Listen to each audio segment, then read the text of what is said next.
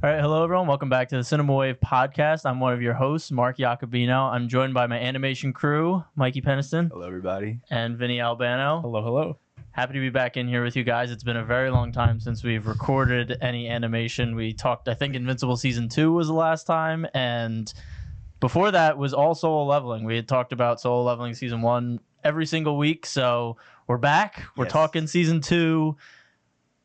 This was a season that had its first 2 episodes shown in movie theaters. They did one of those, anime cash grab recap movies with like the first 2 episodes of next season. And seeing the first 2 episodes of this season, very action packed, I was like, okay, that might have actually been worth it to see in the movie theaters. But yeah, so we're going to be talking about the first 4 episodes. What are you guys feeling so far with this season? Are you enjoying the direction it's taking? Do you think it's a step up from season 1 so far? Broad thoughts. Yeah, I love the opening to the season. Okay. Like, honestly, I think I'm gonna be real. I forgot a lot of what happened in season 1, and they threw us back in there. And the first impressions of season 2 thus far are so good. It looks better. Oops! Wow, I hit my mic. It looks better. It sounds better. It just feels better. Like the action in specifically episode 2 is crazy, like actually crazy, and it got me hyped.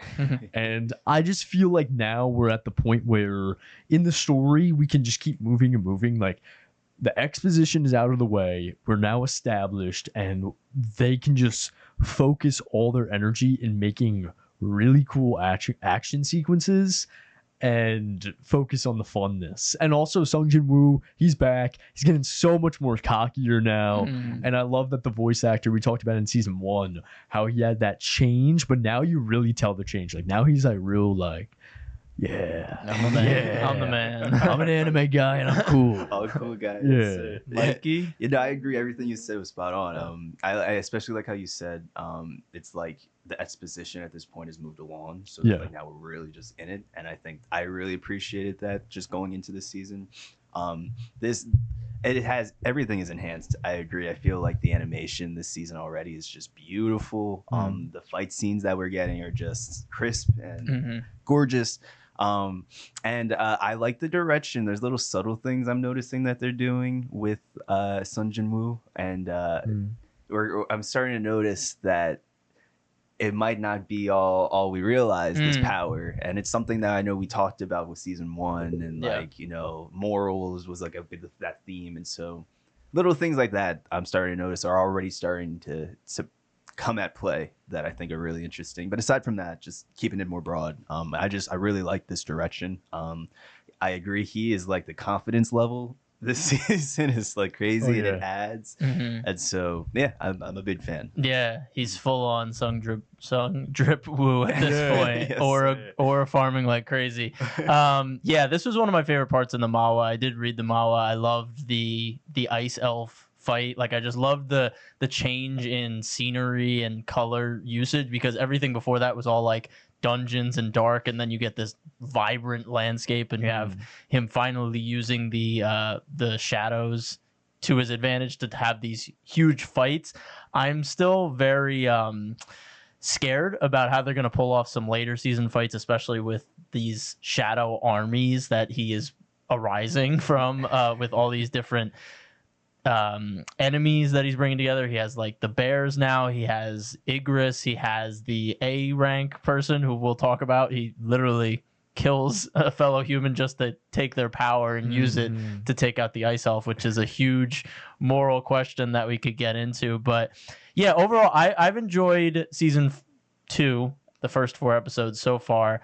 I do feel that while the anime does elevate a lot of the fights from the manhwa, I do also think that it exacerbates the slow moments that in the manhwa you can kind of read through faster, but here I feel like those slow kind of valley moments are like, okay, let's keep it going. Like the dialogue isn't strong enough in those moments for me to be like super hooked, but Solo Leveling has always just been like fast food in the best way possible. Like it's just fun to consume, fun to watch the big action, really great colors and art, and you're just like, this is great, I'm locked in. But I think sometimes the anime, because it's a different medium, I'm just like, I want more out of the lulls of the show. So I'm a little bit like, I'm feeling good about this season. I'm excited where they're going and what they're setting up. And I think they are adding some interesting pieces to I keep trying to say Sung Drip. They keep adding to Sung's character, especially in the scene like where we see him in the bathroom looking at himself after he kills the A rank. And I think they said that was an anime only scene, and I love that they added that because it's huge to have him have that inner battle. Like, what did I just do? Like, did I really just kill someone to get out of that dungeon? Which he probably could have done without it, just him and Igris. But you know, there's something in him. There's some cockiness. Some part of him's like, no, I'm gonna add this to my army. Yeah. So yeah, I really like the Ice Elves part. How are you guys feeling about the broader S ranks? You know, a lot of the S ranks are now very interested in Sung. We have the one that was gonna hunt him down last season. We see his father show up at one point, who's, you know, an S rank and beyond. He might not even be a human. Like, they think he's actual magic beast. How do you guys feel about the broader characters that they're starting to bring in? Yeah, it's interesting. I feel like I always say that, like, oh, it's interesting, but same kind of sentiment that I said during our season 1 reviews is that these characters are now, specifically President, who's the tiger one? Oh, President Big. Yeah, the tiger guy. Yeah, the tiger guy. He's becoming more interesting, I think, as the show goes along, because now he's really getting an attention on Jin-Woo. And we see that there's also a side of him and the politics of these S-rank hunters between each other, the dynamics. It is cool. I am curious how that's going to play a part when they eventually get to that island, you know, with all like the bug things, you know. The season 2 opened up with the scene of like, oh my god, they're flying over the water. Are they going to take over Tokyo or Korea or wherever we are? So if that is the case, I think the S rank hunters are going to play a really cool part. But it's that idea of like, are they going to bond together? Because as of right now, they're not really bonding. Every S rank hunter we've seen has had problems with each other. So yeah, it's really up in the air as of now, but it is a cool concept that they're setting up. Right. You know, definitely. I agree. I feel like the S ranked, seeing them interact more, it's serving also as just like a juxtaposition between like, like you said, like they're kind of like in their own sort of worlds. They're stuck on like their sort of personalities and their what comes with being an S rank, whereas like Sung Jin-Woo is like still like rocking the E rank, S rank, E rank technically, E rank technically, and still just wanting to be individual. And so I think that we're gonna see a lot more, and I think that as it goes on, maybe it might become a sort of thing where like Jin-Woo kind of has to kind of like at some point, I don't know, work with them, and I do think that the island will become a bigger thing, obviously at some point in this as well. I don't know. I don't have too much to say on them. I do think that I have a lot to say on his father showing up, though. Yeah. That was like really interesting, and everything that he had to say as well. Like, it was almost hinting that like Jin-Woo could be a threat to a degree, and that's where I think that like, and maybe I read that wrong. I don't know. Like, I don't know if that's what he was. He was saying that there was a threat coming, and I read it as him being his father and everything, that it would end up being Jin-Woo. And everything again with this whole moral thing and certain things that are at play. I think that storyline is gonna end up being one of my favorite storylines here. I don't know. I'll pass on. I like what you said about his father, like, you know, kind of being a harbinger of like something to come, and you don't really know what it is, and especially the idea that his father knows more about at this point, we don't really know what it's called, but essentially what the dungeons are, what the magic beasts are, what the system is as a whole. And he seems to kind of know, and it just brings up so much intrigue around his character. Like, where has he been? Where has he found out this information? And I think it's such a bomb drop. Just there, he's just like, you see the name, you're like, what? Oh, do I know? Do you? And I just love that they tease these S rank versus S rank fights, especially when I was reading the manhwa when the tiger guy and the guy who wants to kill Jin-Woo are outside the red dungeon, and they just square up and their energy starts going off, and the A rank's like, oh shit, I gotta stop this. That part in the manhwa, I was like, and then you don't see it, nothing happens, but I'm like, I want to see more of that. So I like that they're teasing that moving forward.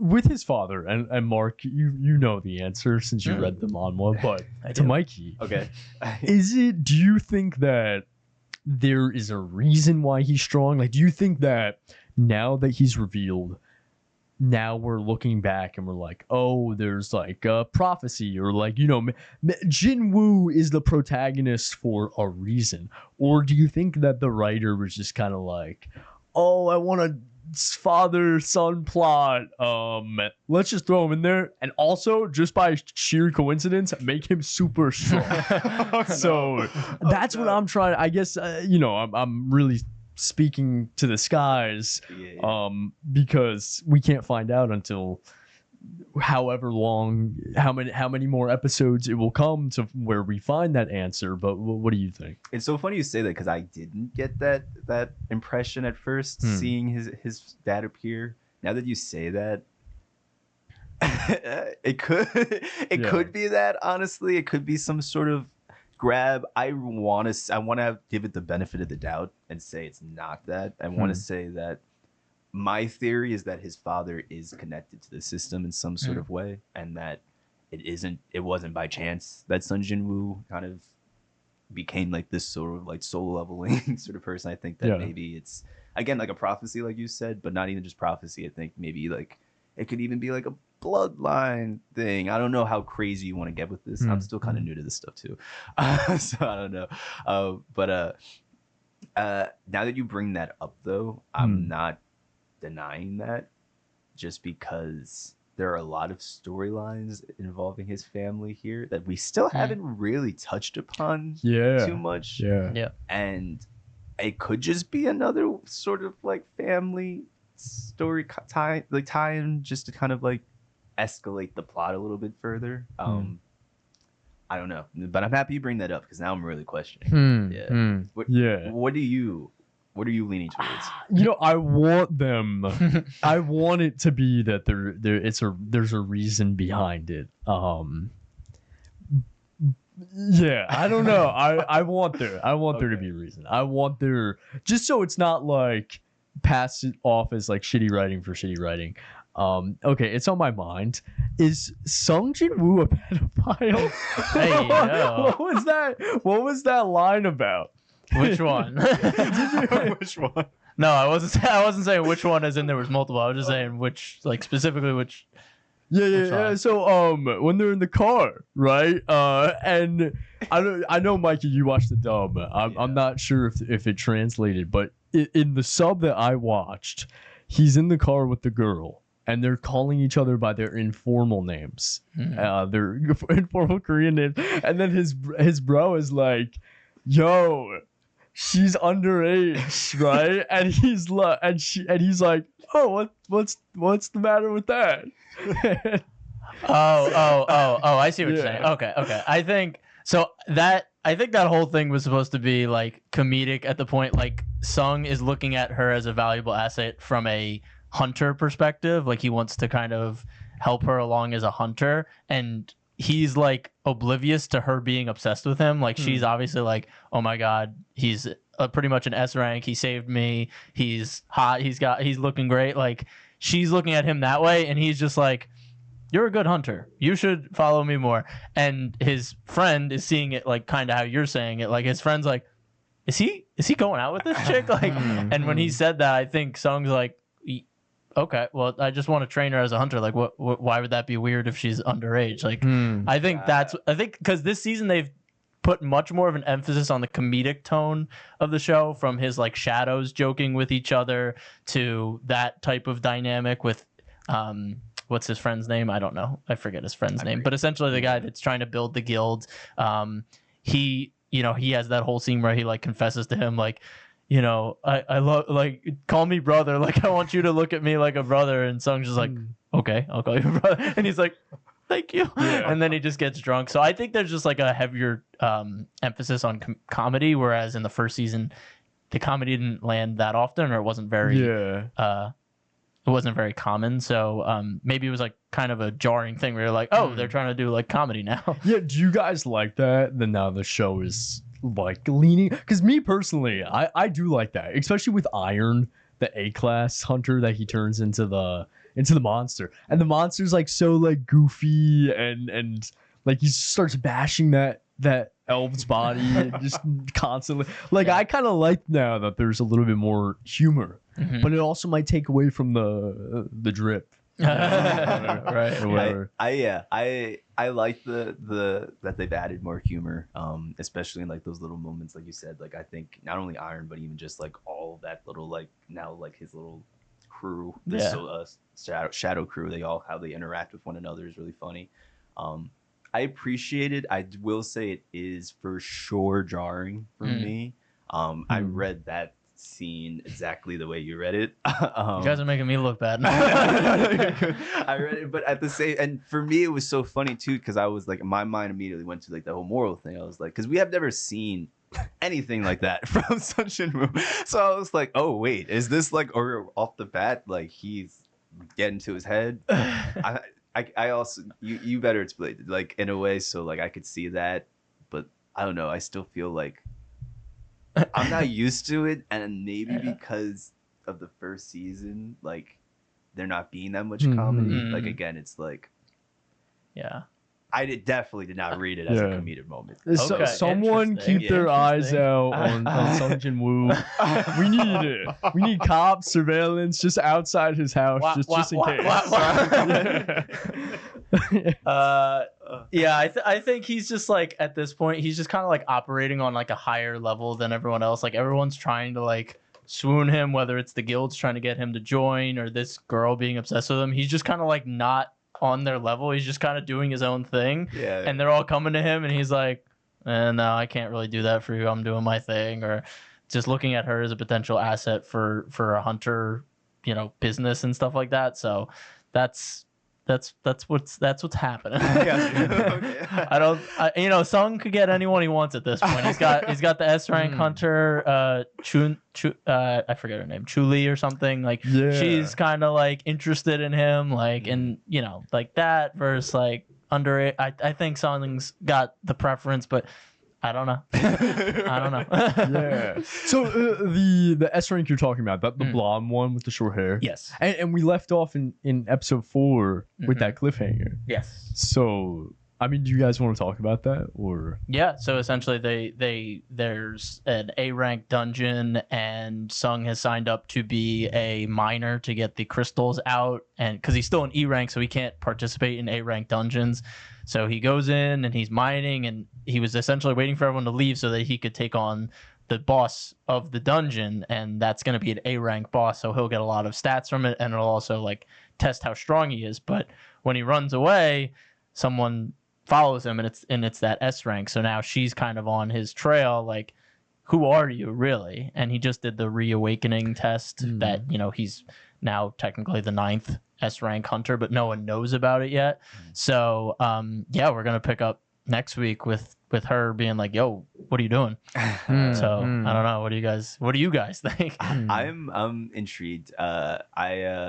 I just thought that when you first, you know, saw her in this episode, like even had like, I think Sun referred to her as like I've never seen someone with that much aura. I think he even said. So it's like clearly like there's something about her that will play into this this storyline, and I feel like at some point we're gonna have to see Sung Jin-Woo not operate by himself, you know, like because he's been in with like these groups, but he's kind of just done his own thing, and you know, and so I feel like at some point we're gonna need to see someone of as close to a level I think as we could get to him, you know, team up in a way, and this would be like the perfect way to not only do that, but also like you said, introduce maybe like a love interest and with it too, and so I'm really, and it would be cool to see, Sung Jin-Woo have some love, he's already like badass, why not? So it would be cool to. I'm curious to see the storyline. Yeah, it's a good point that you bring up. Her character is so interesting to me because since the first episode, they've put importance on her. Yeah. She's the first S-rank hunter we see. Like, she stops that whole motorcycle theft incident. And we just keep seeing her, but we haven't really, like, saw her full potential yet, or what really she's going to play within the plot. So that's what makes me so curious. Also, like, her keen sense of smell. They've mentioned multiple times how she has this nose and she can smell things. It's a lot more sensitive and sharper. I'm curious if there's a power that kind of leads into that. Maybe that'd be cool. Maybe it's just a quirky trait. I don't know. I wish I'm hoping there might be some elaboration on that. Similar to how like Jin-Woo has his shadow monarch. Maybe she has something having to do with the sense of smell. I'm not sure. But yeah, her character is so a big, not red herring. That red herring's the wrong word to use. A big trail, like a mystery trail. Yeah, I feel like they've put a lot more attention on her than they did in the Mawa. I feel like I remember her coming up like later on, obviously, but I don't remember there being panels of her, obviously stepping in with the theft going on, and some of the scenes, like I know we get a scene this season with her swimming and the other girls like looking at her and being like in awe of her. I don't remember that in the Mawa. Very well might have been in there, but I think they're just doing more, which I like. I think there was a lot of room to do that type of stuff, so I appreciate that the anime isn't just going one-to-one. They're adding stuff to it. So I'm excited to see what they do with her and if they expand her character to a higher degree, because as they said, they kind of they lay out, we have 9 S-rank hunters in Korea or Japan. We still don't know, and we've seen, I want to say, probably almost all of them. We've seen the Tiger Guild, the Fire Guy, her, the chairman, Sung, the guy that wants to kill Sung. Okay, so there's 2 that we haven't seen, I guess. Yeah, so I think they're doing a good job of giving them a lot more personality. And, as you said, where is it going to go in the future? As we've seen, the S ranks have not gotten along. I mean, Sung basically like just blows off the one guy, and then the one guy then blows off the Tiger guy when he shows up. So all of them are just like not interested. What do you guys think of the fact that she's part of a guild, but she doesn't lead a guild? So she's an S rank, and she's obviously extremely powerful, but she's almost subservient to the fire magic S rank. What do you guys think of that kind of dynamic? Does the man who's trying to kill Sung Jin-Woo, does he lead a guild? I don't know if he leads a guild. I think for some reason, I think he's in America kind of as like a not a hitman, that's the wrong word, but kind of a mercenary. Like other countries can recruit hunters to do jobs for them or something like that. So it's probably more lucrative for him to work in America than it is in Korea. I kind of forget, but that's some part of my brain is remembering or thinking of that. But so I don't think he's part of a guild. He's kind of just freelance. My theory for the blonde girl is that we see her in this like servant kind of position. She's not a leader as of yet, but I think what would be cool, and this is just complete theory crafting based on really nothing, but what would be cool and what I think might happen is that we have her, she is even powerful. She's more powerful than I wish I could remember all their names. The Fire S rank, who's she's subservient to. Yep. But she doesn't want to show that more power. She doesn't want to show that she's more powerful than the other S ranks that she's kind of working with. Yeah. Which would be interesting, right? You have like this docile side character who is kind of played down and there might be a twist where, oh my god, she's so powerful, crazy, Yeah. blows up worlds, you know. Oh, yeah. So I think that might be cool, you know. Yeah, I agree. I feel like right now we're seeing more of it being like a testament to her character sort of thing. Where it's like she like you said, we're just seeing like the subservient for like part of her. I agree with you, Vinny, 100%. I do think that whether it comes in like a twist or something, I could see her hiding a lot more power that she really contains. And I think hence why it's so important, like that last beat that we have in this episode between her and Sung Jin-Woo, because he's basically doing the same as that thing. And so I feel like together they probably are much more powerful than these other S rank people, and they're both just in a position where they're just humble, and they're hiding it to a degree. But I think that if they work together, it'd be crazy. It'd be that's crazy. that's a good idea. I didn't think about that. That's good. I like that. Yeah. So power level, how are you guys feeling about the power level? Because I feel that very quickly compared to season 1, we have exponentially like grown. Like the power creep has gone like through the roof now. He cleared 50 levels of the demon castle, and the second boss he fought was like, it wasn't even a fight. Like he just showed up behind him, cut his head off, and like that was it. So he's like way above that, but he's still calling himself like, oh, A rank boss might be tough. And now there's an S rank next to him. So it's like, how do you guys feel about the power level? Does it concern you how much they're showing? Do you think they're setting the bar too high too soon? Or do you think they'll have the juice to excel like later on? You know what I think might be a flaw with this show is that in season 1, with all kind of magical systems, you want to like, establish the limit of like where for example, Jujutsu Kaisen. In the first episode, we see Gojo, and Gojo's untouchable, quite literally untouchable. So we know that's the pinnacle of the magic system, and that's the limit that it can go. And in season 1, they show us the S ranks. They say, oh, this is the limit. This is the pinnacle of the magic system. But we never really see it. You know, we see like Mr. Tiger Man, you know, he breaks that boulder in half, and it's like, oh, that's cool. That's really strong. But that's just like a walk in the park. And Sung Jin-Woo does that in only a handful of episodes in season 1 too. So that's one flaw I have with this show. It's like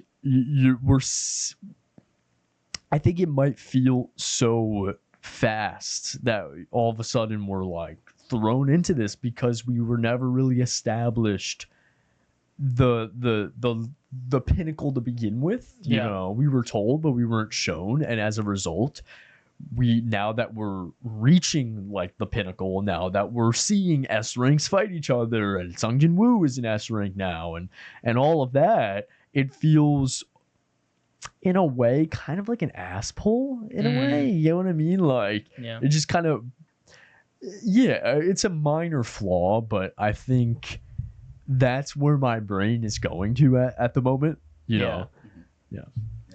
I hadn't really put too much thought onto like how much we're really seeing this at play with these ranks. It is a lot now that I'm thinking about it. Like I don't really know again like what a lot would be with this. I will agree that it's moving quick. I agree with that as well, with that statement. A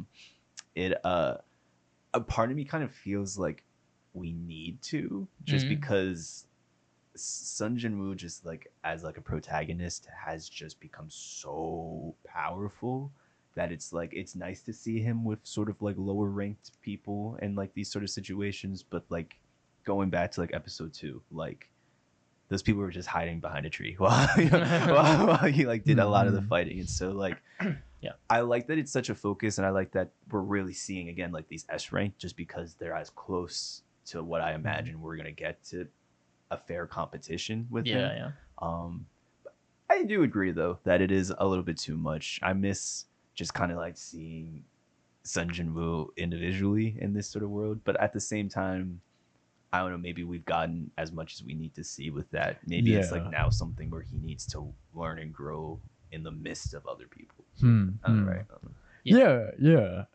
I really have nothing much else to add, but I do agree. Yeah, I mean, you want to see him still struggle, right? Because if your protagonist is too powerful, it's just like, okay, he's just gonna keep walking through enemies. Like there's no tension. So, I hope they walk that line well, because you will lose people. I mean, people will still enjoy just flashy fights. Like people will always do that, but people that want to get something more out of the show, like you want to see him kind of struggle. And so far, we haven't seen him struggle this season, like at all. Like he says, that's one of my probably big gripes is like, oh, this ice elf he's actually probably stronger than me, but like you don't really feel that, Like he says he's struggling, doesn't look like he's struggling. Like him and Igris are like the ice elf is countering them, but it's not like he ever gets the upper hand on either of them. And then he takes over the A rank and he just takes out the ice elf really easily. And I feel like when I read the manhwa, I was like, I thought there was more of a struggle, but maybe that's another fight I'm thinking of.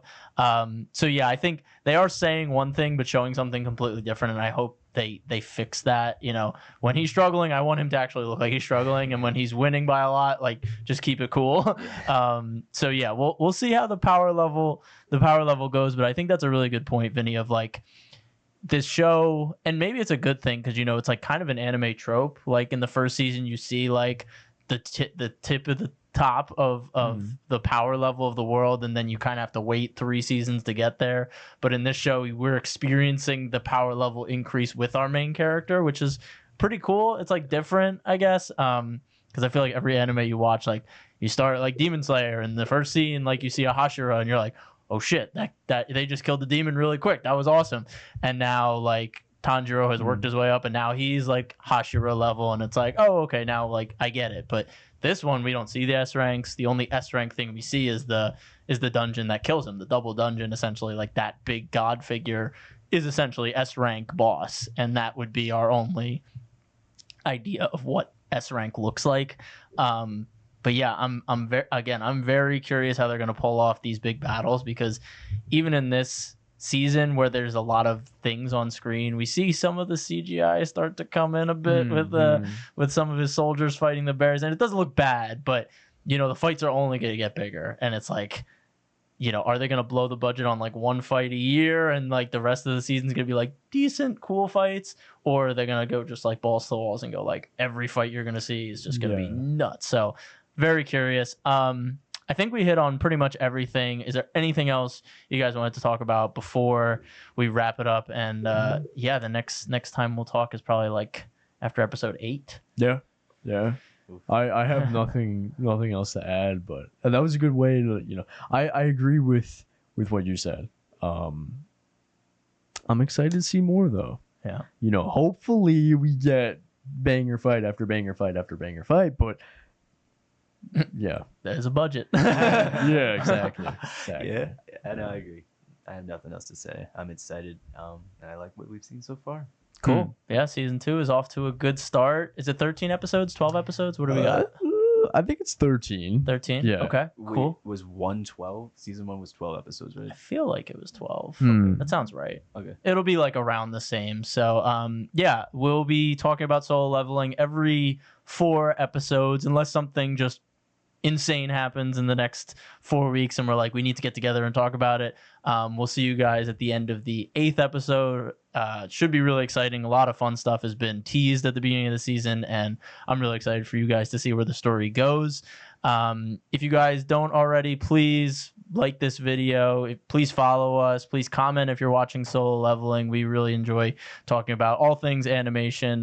There's a lot of big animated projects coming out this year that we'll be talking about, like Invincible Season 3, Chainsaw Man movie, One Punch Man, if it does come out, Season 3, and so much more. So please stick around to the Culture Wave Media Network. Yeah, is there anything else I have to do on the outro? All the social media is in the description. And yeah, please enjoy all the other content we have on the page. So yeah, I'm signing off. I'm Mark Alcamino. I'm Mikey Peniston. And I'm Vinny Albano. We'll see you next time.